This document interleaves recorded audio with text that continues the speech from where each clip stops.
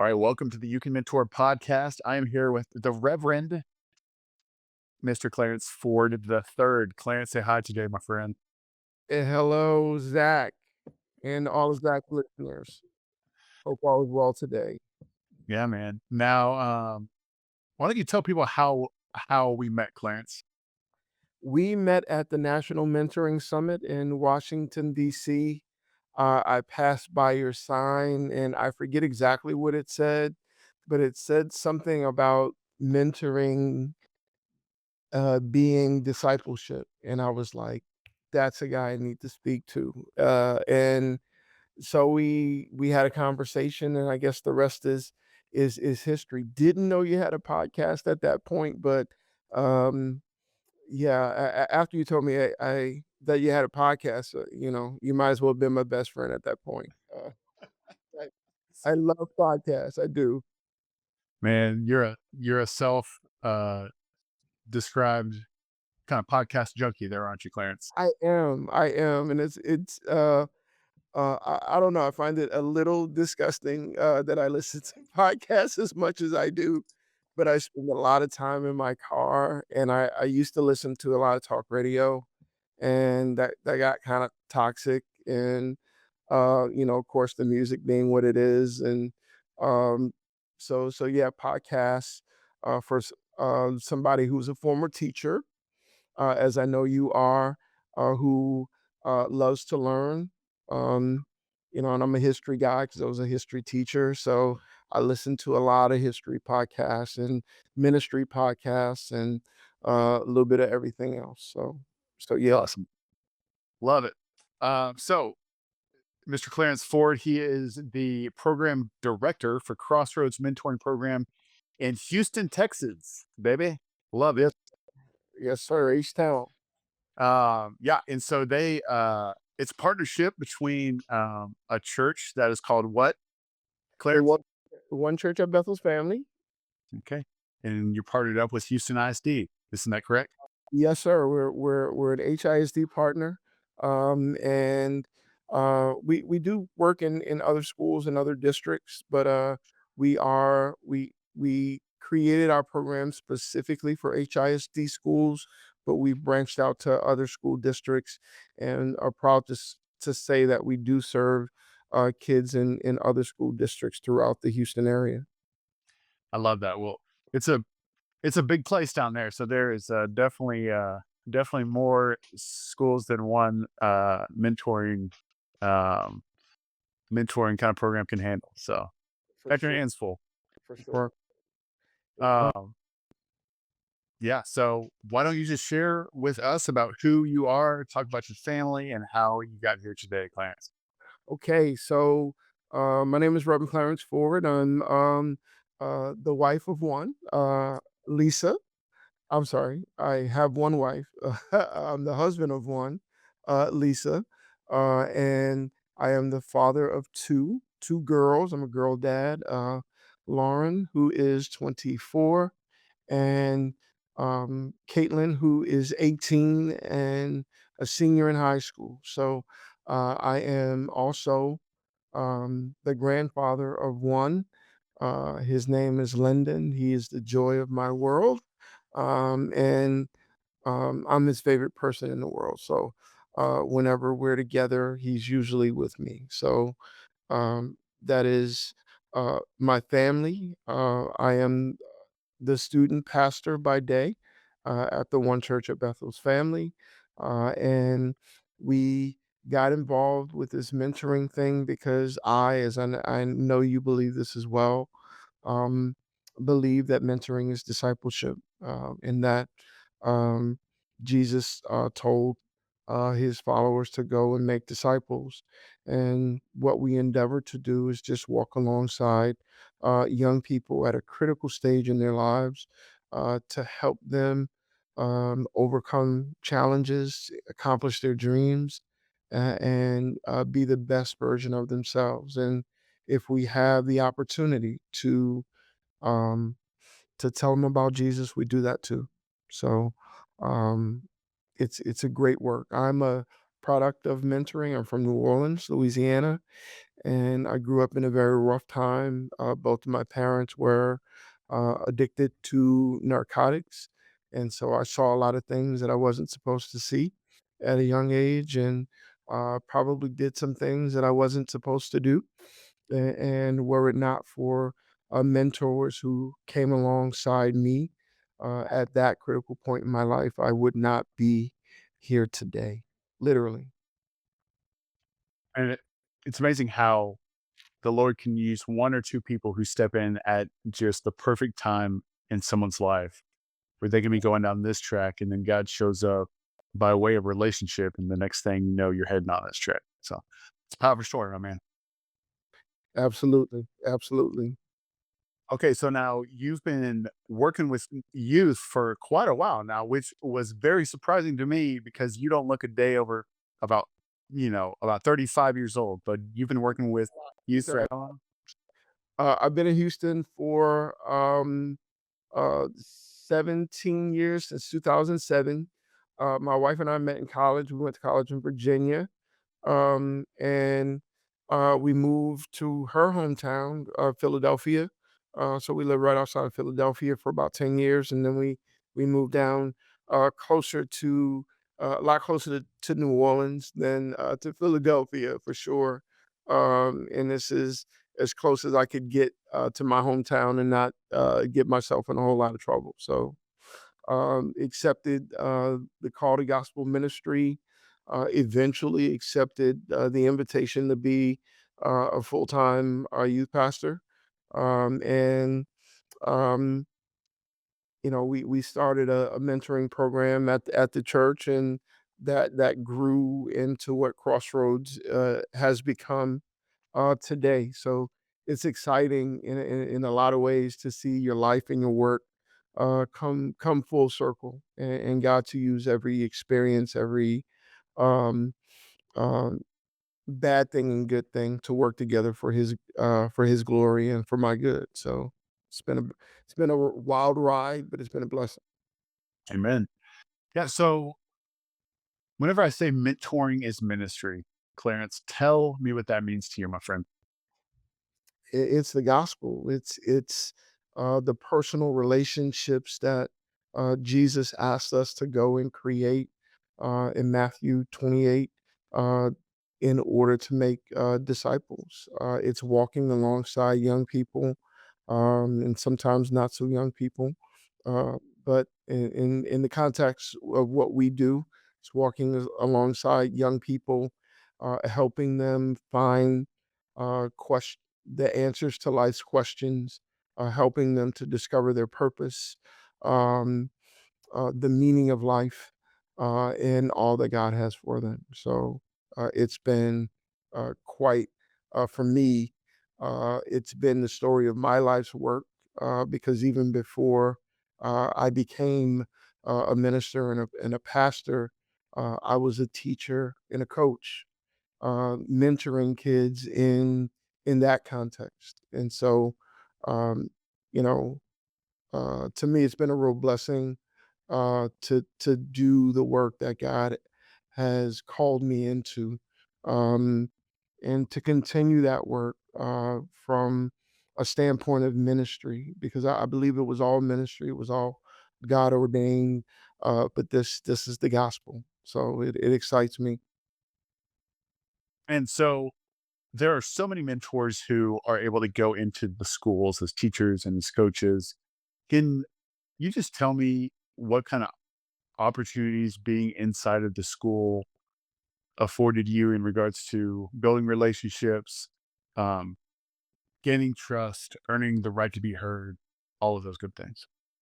I think when you come in with the blessing of the school, it affords a certain bit of legitimacy. The parents know that the school would not allow you in if you haven't been vetted, um, and so we are received, and here's the blessing of what we're doing with working in schools. They want us here. They need us here. There are in HISD alone, there's 200,000 students, and about 100,000 of them are eligible to be in our program. Um, and that's not to mention all the other districts. And they know the work that we do as a church. They know the work that we're doing in the community, and they need help. They need a lot of help with their kids, many of whom have gone off in the wrong direction, um, and are disrespectful to adults, and just don't have any hope. And part of what I endeavored to do as a teacher when I was working in the school system is to help kids find that hope, and to be on the other side of it, to come back to schools. I kind of feel like I'm the patron saint of schools in this area, because we get to do a lot of other things with them. We get to connect the kids to resources uh, to meet real critical needs. You know, Jesus um, told the story of the Good Samaritan, and we want to be that for schools to help kids and their families do um, well, really to overcome the basic needs and challenges that many of them face, so that they can be open to the new experiences and ideas, and ultimately open to the gospel. So this is a critical work in a big, huge mission field with a lot of opportunity. So, um, I invite all the help that is out there into these schools, because this is a really huge mission field for uh, organizations and churches like mine, and I'm sure it's probably the same everywhere across America. Man, that's a great word about hope. Hope, a heart that doesn't have hope, you know, that's a tough deal. It's very, very hard to overcome that. Tell me, Clarence, how do you instill hope into the lives of kids who have been dealt just an extremely tough hand in life? Man, I think the biggest thing, Zach, to be honest with you, is getting kids to dream again. You know, many of them, and the thing that got me over is I always had a hope. I had a dream. I wanted to do something, to be something. I had goals. Many of our children in schools today, they exist, day to day, almost moment to moment, and they don't allow themselves to dream of a hope in a future beyond what's right in front of them. And so to come in and say, "Hey, you can accomplish anything that you want to accomplish. You can um, create fantastic goals and dreams for yourself, and you can do the work that's necessary to accomplish it if you had a little bit of help. And we're here to help you. And it doesn't cost you anything. And it's not only what we want to do, in a lot of ways, what we're called to do, to be the purveyors of hope for a hopeless generation and a hopeless society, to help people find the hope that is in Christ. And he is ultimately who gives us not only the hope, but the will to do this work. So, like I said, man, this is I get chills just thinking about it. It's an exciting work. Um and it's fantastic to be on the other side of it, right? To see that kid who was once um, a young kid who didn't have the hope, be an adult who's living what their dreams are. And I can say that because I am on the other side of it. Because even though I did have hopes and dreams, I knew what my life was, and I didn't think that it were possible, that it was going to be possible for me, except for the fact that my mentors kept me on track. They kept me focused on what my goals were, and wouldn't let me give up on my goals, dreams, or give up on life. And that's the work that we do, and that's the hope that we provide. And like the two of us have talked so much about partnerships, right? And about how it really does take a village. You know, you've got the mentors, you've got the schools, you've got Mhm, other community partners. All of us have the same goal, right? All mhm. of us want to see these kids not only fulfill their own potential, but to help them know who Jesus Christ is, to surround them with people who care about them, to really see these kids thrive, right? Absolutely. You just kind of speak to that, just one, the importance of partnerships, but two, how do you do partnerships well? Oh, wow. Great question. One is we find like-minded people, right? And I'm sitting in the office of Miss Elia Moreno, who is the executive director of No Need Among You, and she was gracious and generous enough to loan me her office for the day to work with these students. And she is a school partner, a community partner, and she's doing great work in the community. We have the same goals, and I think teamwork makes the dream work, right? As a coach, you want to have, and I was a middle school football and basketball coach, so I can say this, right? You want to have your team working together, everybody doing their part to help the team win, and um, we do mentoring well, but we work with organizations that do other things well. We work with organizations that connect kids to mental health resources, to connect families to counseling resources, and um, basic needs, healthcare, food. We can't do it all, but what we can do is to partner with organizations that do what they do well, so that we can be that village for families who need the hope, right? And when I tell kids that we're not just coming alongside you, we're coming alongside your whole family, because if your family needs food, maybe you're not necessarily thinking about having a mentor, right? You're thinking about where you're going to get the next meal from.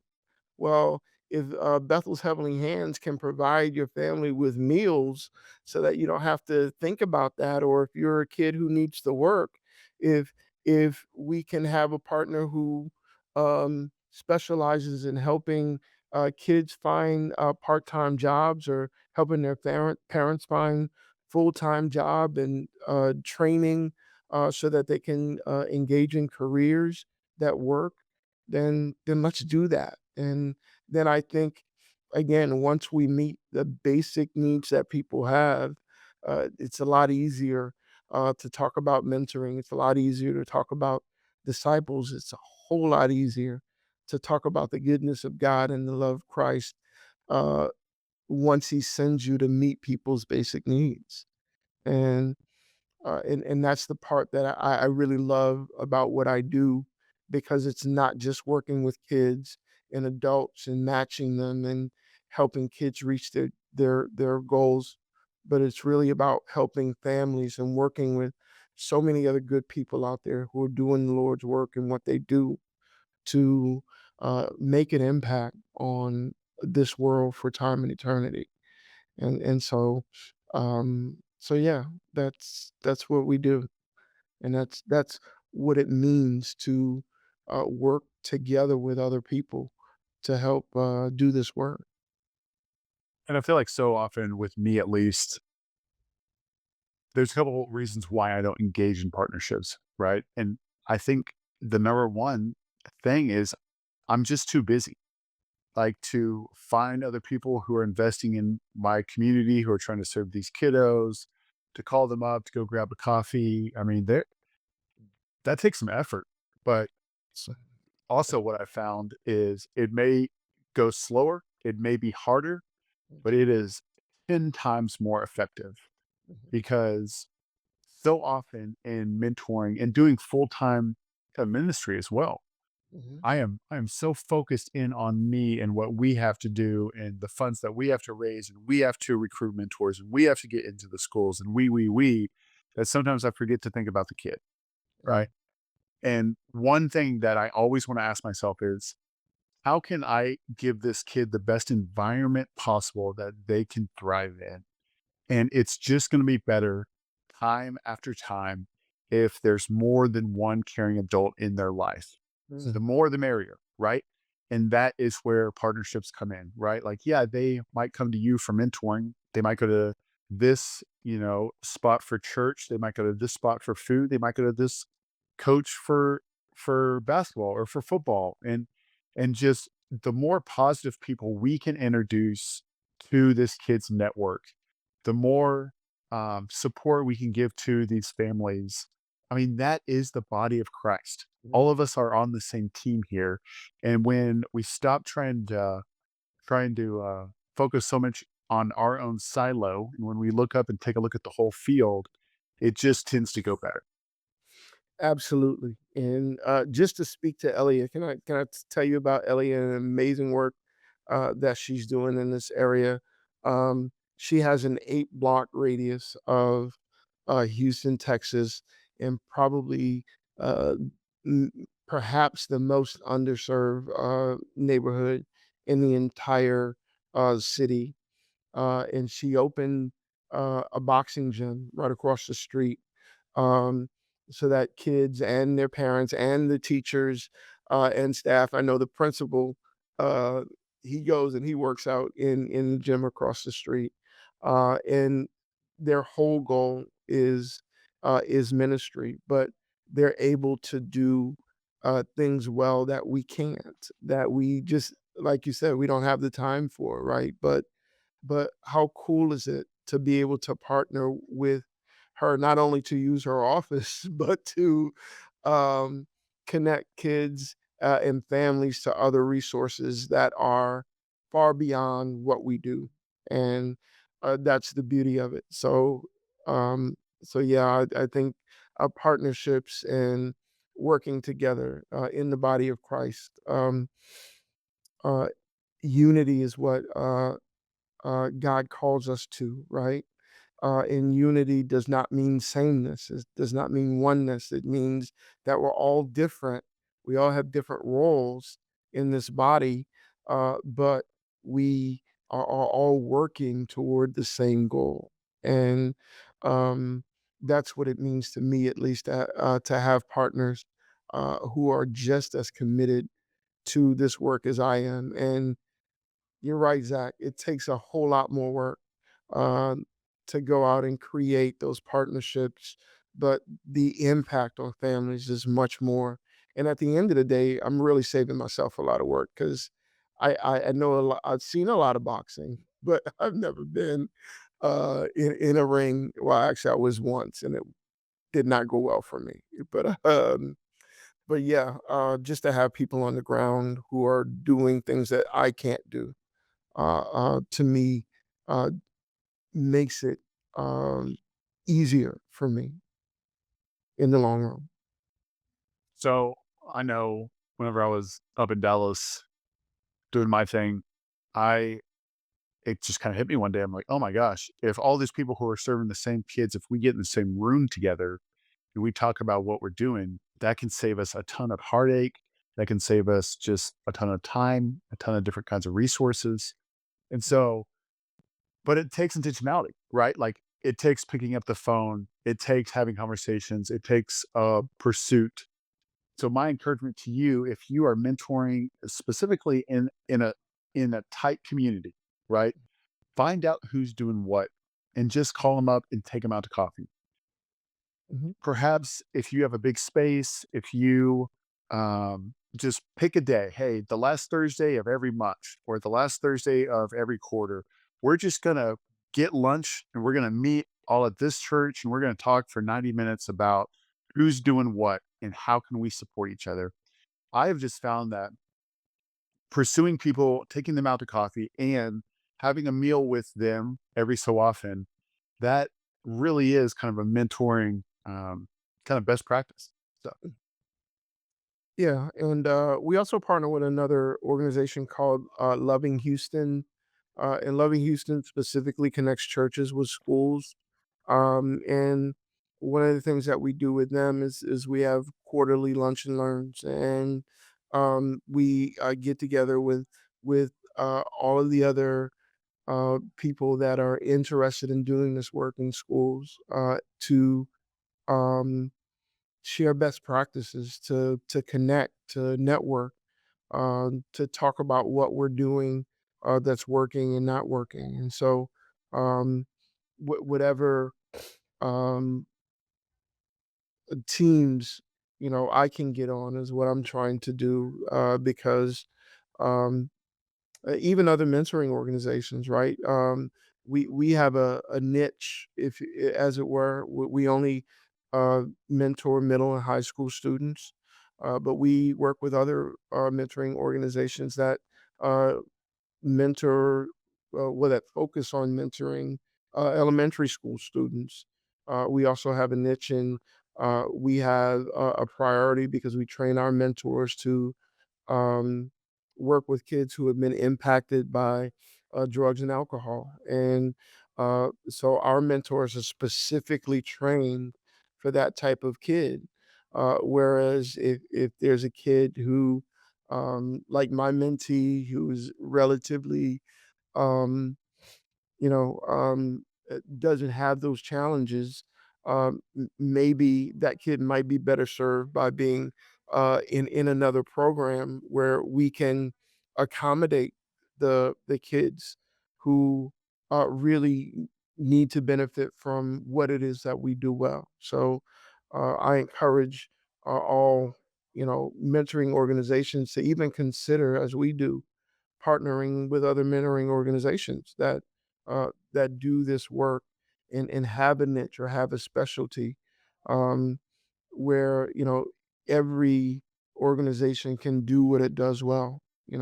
There's some that only focus in dealing with mentoring refugees or mentoring immigrants or kids who've been adjudicated, um, and those are areas that are niche areas that may not be our niche, that we may need to refer out um, to another program that might be able to serve that kid better.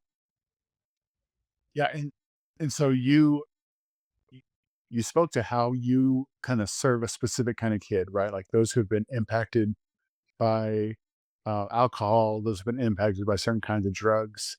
Mhm. Tell me how you train up your church members who might not have had any exposure to that Mm. to mentor these kids in a safe and effective way. Wow. Okay. There is a lot of training for that, and uh, as such, right? Everyone, even the church members, are not as willing or ready to take on that responsibility. So it comes with recruiting well, to let people know what they can expect, and training them intensively. We provide substance use disorder training, um, uh, mental health first aid training. We provide a specific training that's designed to help our mentors understand what kids who have been impacted and kids who have been maybe users or abusers themselves, um, what they are going through, so they're better able to help them. And so, between the basic trainings that we do for all mentors and the ones that we do specifically for kids who are impacted by drugs and alcohol um, misuse, um, we're talking about 30-35 hours worth of training, which is a lot. But if you really want to do this work, uh, and the and you really want to have that impact on people, on young people, then it really is necessary to be prepared for what you might encounter dealing with kids who need that kind of help. Yeah, I've found that. the harder the harder kinds of places that our kids come from, right? Like the more that kid has experienced certain kinds of traumas, it's almost like the more the mentor needs to be trained up. Mhm. Just because it takes a lot of skill and it takes a lot of different kinds of training to know how to serve those different kinds of kids in the best way possible. And so this will be my last kind of question for you, Reverend. But if someone came up to you and said, "Hey, I've been thinking about mentoring, try to talk me into it," tell me what you'd say. One, if you're a believer, is what Jesus calls us to in Matthew 28. Um, Two, it's an opportunity for you to make a difference in the life of a single individual. We only allow our mentors to mentor one kid because we want our mentors to really be able to focus on that one kid. Um, you don't ask to monopolize your time. Um, we only ask that you meet with your kid for about an hour a week. And um, you have the opportunity to be used by God to make a difference in the life of a young person that will last forever. Hopefully that does it. And if not, if it's not for you, that's okay. God has called us all to a work. That's why He gives us all spiritual gifts. And maybe I can talk you into another opportunity.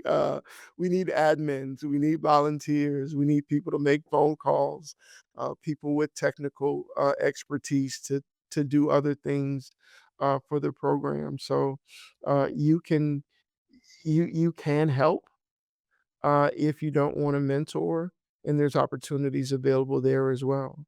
But whatever you do, use your gifts, your talents, your abilities um, to build the kingdom because that's what God has called us all to do. Awesome. The Reverend Clarence Ford. Check out Crossroads Mentoring in Houston. You can find him on their website, crossroadsmentoring.org. Um, he's a great guy. So all of his contact information and everything like that will be in the show notes. If you guys enjoyed this episode, please share it with a friend. And I hope that you guys were encouraged just like I was. Is there anything else that you have for us today, Clarence? No, I think I covered it all, Zach. Just thank you again for the opportunity and thank you for the work that you do with You Can Mentor. You're meeting a need and serving God's people. So I really appreciate you in all that you do and your team because I know you don't do it alone. Thanks, bud. We do appreciate you guys. Thanks a lot for tuning in. You can rate our podcast wherever you listen. We sure would appreciate that 5 star. And remember, you can mentor. Thank you.